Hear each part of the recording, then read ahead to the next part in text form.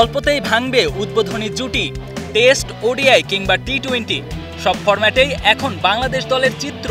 সমস্যার সমাধান মিলছে না মাঠের ভেতরের পারফরম্যান্স তলানিতে। এর ফলে দীর্ঘ ১৯ বছর পর আইসিসি ওয়ানডে র্যাঙ্কিংয়ে 10-এ নেমে গেছে বাংলাদেশ।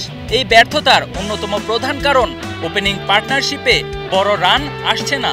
সর্বশেষ 10টি ওডিআই তো সে কথাই বলছে। প্রায় প্রতিটি ম্যাচে ইনিংসের শুরুতেই ভুল করছে বাংলাদেশের ওপেনাররা।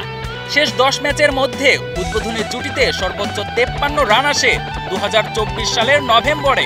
শারজায় আফগানিস্তানের বিপক্ষে ওই ম্যাচে ওপেন করেছিলেন সৌম্য সরকার এবং তানজিদ তামিম। 50 ছোঁয়া জুটি আছে আর মাত্র একটি। সেই জুটিটাও 2024 সালে শ্রীলঙ্কার বিপক্ষে। বাকি 8 ইনিংসে একটিতেও হয়নি ওপেনিং পার্টনারশিপের 50। ইনিংসের শুরুতেই এমন ধাক্কা দলকেও ডুবিয়েছে বারবার। 0-0, 1-10-12 উদ্বোধনী জুটির সংগ্রহ।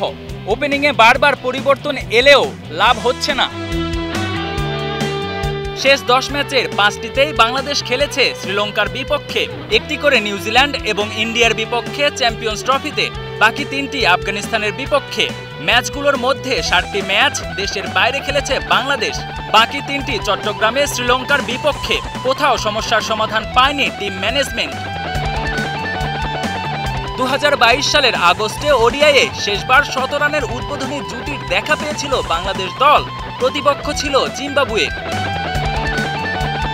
Ashraful Islam, star news.